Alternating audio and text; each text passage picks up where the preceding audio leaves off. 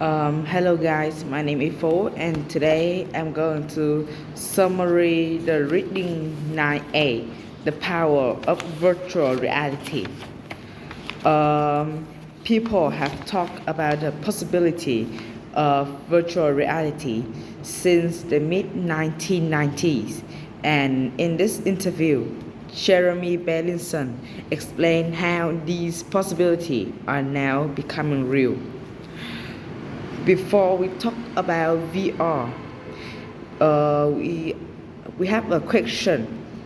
Uh, what is the difference between watching a video and wear a VR headset? And the answer is embodied cognition. The difference is embodied cognition. That is, we learn by doing. For a lot of the most important learning event in your life, you actually did something. You worked somewhere or you felt something. Similarly, virtual reality is active, not passive. You learn in ways that people have been learning for hundreds of thousands of years by having an experience. In general, the brain treats VR event in a similar way to an actual event. So there is a difference between performing an event in a traditional video game or doing it inside VR. So VR can help athletes. For example, in 2014 National Football League, VR helped quarterbacks by improving the accuracy and reduce reaction time. Carson Palmer is, for example,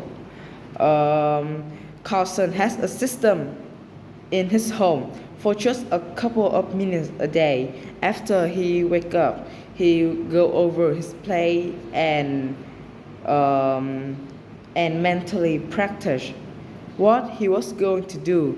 It was as though he were actually on the field, but he was in his living room getting extra practice. And since then, VR have been used by teams across many sports. The German national soccer team, among others, use it in their practice quite often. The next is VR avatars in improving video conference.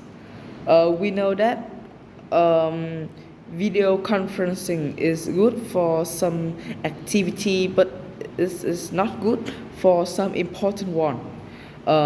Something like small change and eye contact will alter the way the conversation flow. For example, if you look at a camera, you cannot see the screen. But if you look at the screen, everybody will see you don't look at the camera. But with VR, we can do better. We can improve the video conferencing. Next is how VR help saving the planet. An example is an experiment on the island of Sicily in Italy. Ischia is a marine site that scientists have been studying for decades. Carbon dioxide is destroying its coral and degrading the food web. I can't bring the entire world to Ischia to how CO2 degrade the ecosystem, but with VR, I can bring Ischia to people.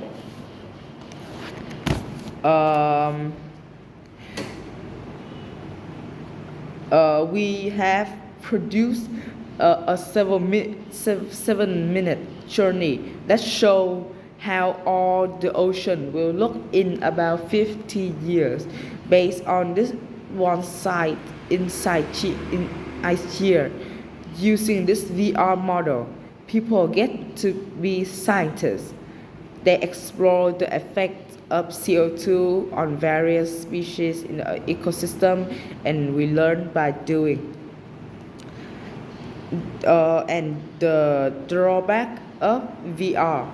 For example, using VR to create violent video games. VR should use for things that we can't do in real world. We should use it to go to the moon or experience something new. For example, like uh, help saving the planet, or in actually, for example, but we shouldn't do things that we wouldn't do in the real world. So, and next is the uh, will VR change how we interact with other people in the real world?